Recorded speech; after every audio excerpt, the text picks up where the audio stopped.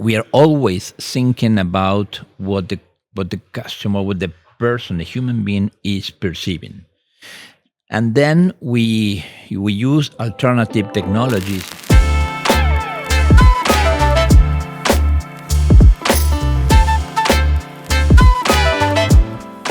Raul, welcome to the IFA 2023 live podcast.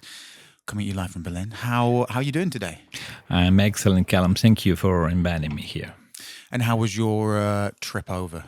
That was long, but it was nice. I could sleep on the flight, so it was not that bad. Oh, that's perfect. I can never sleep on flights. I'm always deeply envious of the people that can. I'm just too big and tall for the seats. You know what? I had the bad luck of always had the biggest guy just sitting near me. So but even though I could sleep, so it was good. It was good.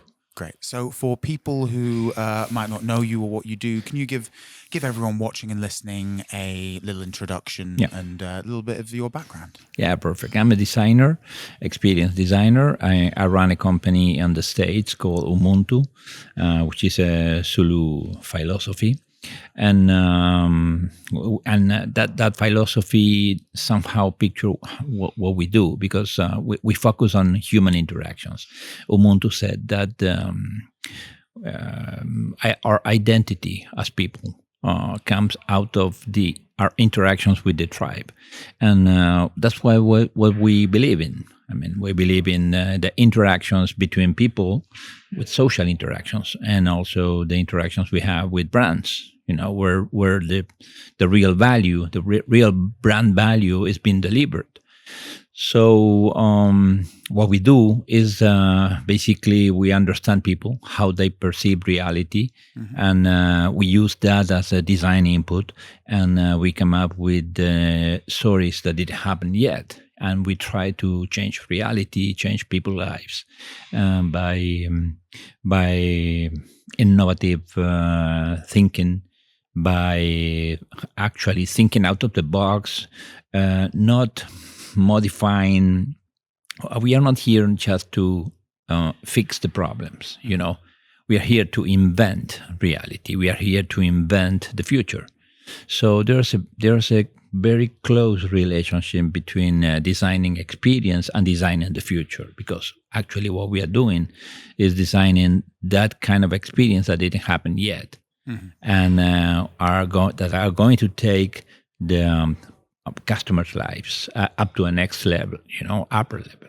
So basically, we have to mix a lot of areas of expertise and also a lot of technologies to help us. We are living a very exciting times, because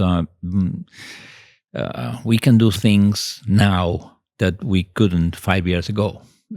Technology is helping out us to understand people better, to have a mass access to customer data, to process that information in cents of second, and come up with a clear idea of how that customer is feeling at that particular interactions. So it never happened before, So that's why we merge technologies. That's why we use an innovative approach to use that information. Particularly, what I'm going to talk about here in the IFA is going to be how to merge artificial intelligence, which is hip now, and science fiction's narrative. And we do in UMUNTU, we merge those two worlds in order to come up with a whole disruptive new view of the future, and then we connect the present time with that future, and it's pretty exciting, Yeah, so so much to unpack there, but maybe if we take a full step back, and how would you describe customer or user experience? Like, how would you define that as a topic? It's one of those questions that might seem quite basic, but no, contains depths. It's perfect. Yeah, I think that I work with three definitions. One is customer experience is a perception. It's a mental process. Secondly, it's a memory. It's what you remember about what you have lived. And third, it's a story. It's a story you tell yourself about what happened to you. And merging the three definitions, you come up with a whole practice, because you need to understand how people perceive reality. Then you need to create memories for them. I mean, you need to install emotional tracks in order to create memories. And then you need to influence on people stories, So you better design those stories in advance in order, and then transform the organization process in order to have your customers living the story you want, not the story they can. So then, how has that evolved over time? Is this something that's really been a process since the digital age, or did it exist before and now the digitization has just accelerated it into a new field? It's completely different today. When I said that experience is perception, what I said is that perception is built on the interactions, and 95% of the interactions probably are digital. So the big question here is, how can you create emotions out of a digital interaction? Mm-hmm. That's a pretty serious issue, because when you have that kind of automatization, probably everything is given for granted. I mean, the speed of reaction, the access of the information, the solutions you're looking for. I mean, everything is fast, it's right there, and if you don't like it, you just change your provider and go somewhere else. But we, the designers, needs to implant emotions even on those kind of digital interactions. That's why artificial intelligence is coming into the picture and helping us a lot, because artificial intelligence can create new characters. I mean, you can create a whole service rep, for instance, and ask that robot to do whatever you want to do at that interactions, and put some humanity gestures in order to connect emotionally with the customer. And that's the beauty of the whole thing, because artificial intelligence simulate human behaviors, but it's not human, it's a robot, Yeah, so then you're able to use that technology, like you said, to elicit emotion from a customer that then helps them engage with the portal, the service, however it's working. Exactly. Can you give maybe an example of how this would work in a concrete sense? So, imagine just a random user going on a website. How would your process, your kind of 3-step process, work in a direct definition? Well, we draw the journey. The journey the customer will walk.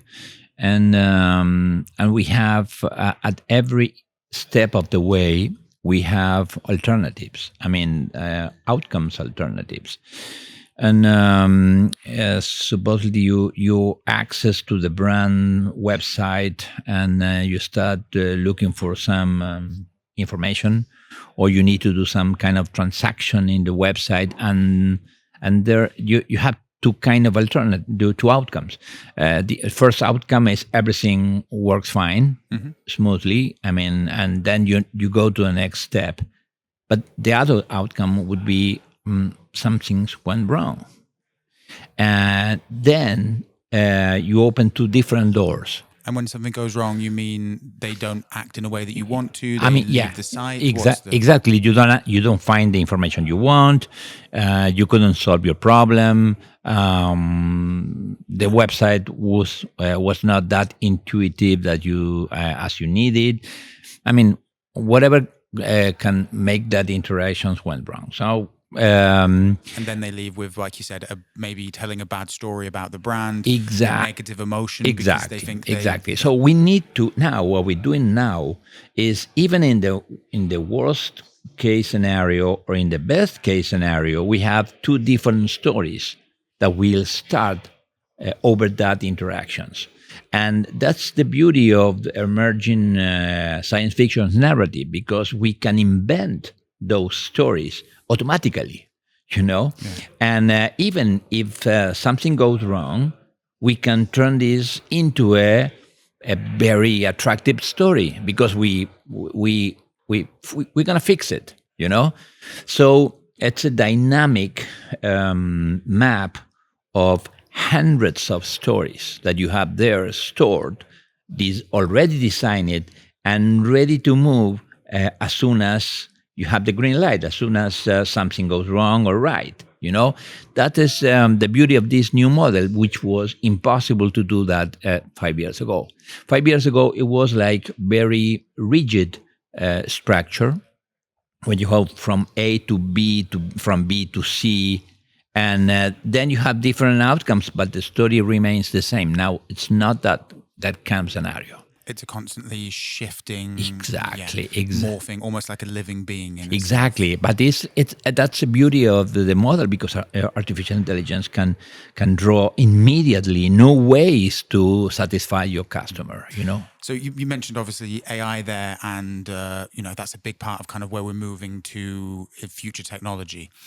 Another one is this kind of shift we're having to immersive experiences, and there are many ways that we could be moving beyond this browser style user journey that we've been talking about. Where you on a website move through the different points, and with things like the metaverse and VR, we could be entering a world where, we're kind of experiencing in 3 dimensions an experience. How do you evolve your customer experience, this storytelling aspect, into this almost like boundaryless space? Well, it's an interesting question. There's an old phrase from Steve Jobs that said, focus on the experience and then go back to the technology that fix it. And that's our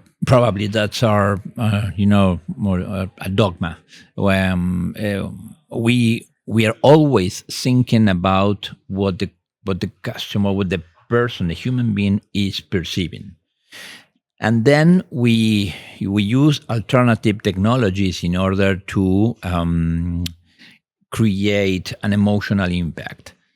So sometimes could be the metaverse. Sometimes it could be a physical store, for instance, because we remain being people that wants to be in contact with some other people, depending on the situation and depending on our state of mind. We work with a concept called the archetype. I mean, with the archetype is the avatar. It's an avatar of the customer, and that avatar has multiple versions. So we, the people, has the freedom of choosing any kind of avatar for our journeys. Yeah. That's the beauty of the thing, because we are not forced to be walking on only one journey to the solution. We can do whatever we want. Today, I am on the mood to go to the store, and tomorrow I will do it through my application. And the next day, I want to do a mix between both environments. So the freedom is one of the main conditions today, and the freedom of choice of which technology will serve the better. So it's a beautiful model that never happened before. Perfect. And if you could picture the ideal future of user experience in 10, 15 years' time, what does that look like to you? Well, that's amazing. Last year, I was in Japan working with Sony in a project called Tokyo 2050.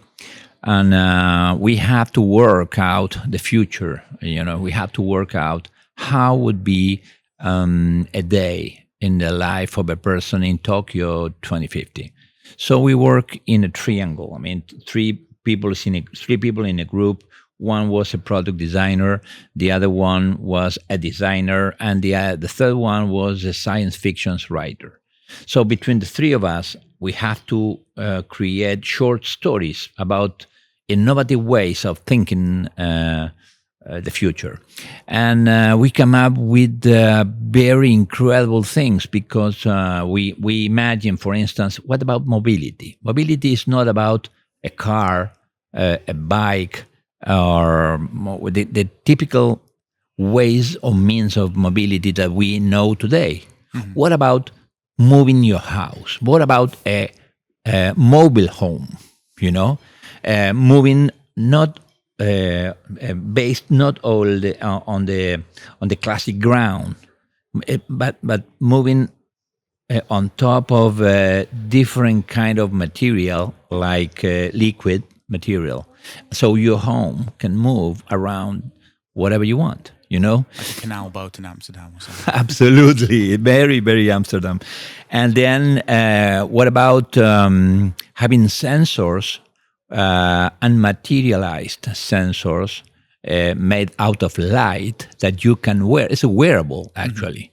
And that is not only measuring all your metric, your health metrics, but also it will be connecting your metrics with the treatment. I mean, if they detect some abnormal measurement, I mean, you can the system will, and that's is like Internet of Things.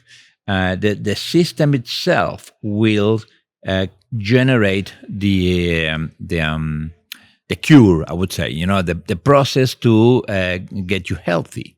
So the doctors won't be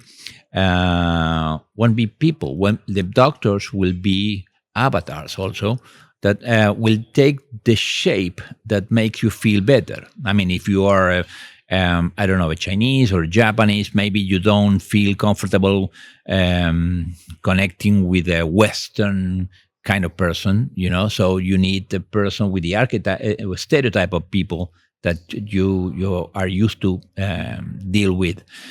So we are. I foresee that we will be changing individual talents, individual abilities by collective abilities, and then we will work through a digital interface. And I think that's incredible, because we can take advantage out of the sum of all individual abilities and information and knowledge, and putting all together inside a kind of matrix and kind of platform, and being and accessing to that kind of proper information in a millisecond, and have access to your own solutions. I think we are moving into that pretty fast. The good thing about designing that kind of future is that you start working today on the process to go toward that future, and that's beautiful, because there's many I saw here in the event a lot of booths of those brands that are today working on those kind of things. You have seen here a lot of exhibitions about smart homes, smart appliances, smart ways of using energy. Okay, but how would you get into those hardwares and systems? Well, probably because you thought about the near future, and you start working today on those kind of innovations. That's what we do. We think about stories that never happened yet. Well, that's beautiful. The idea that, yeah, of course, because we're always shaping the future by our actions today. So it's lovely to have you thinking of that science fiction future is kind of starting now and stretching out. Absolutely, because that's our responsibility as a society. We have a mandatory idea of being part of the construction of the future. It's not something that is going to happen maybe in 10 years or 20 years. It's going to start happening today.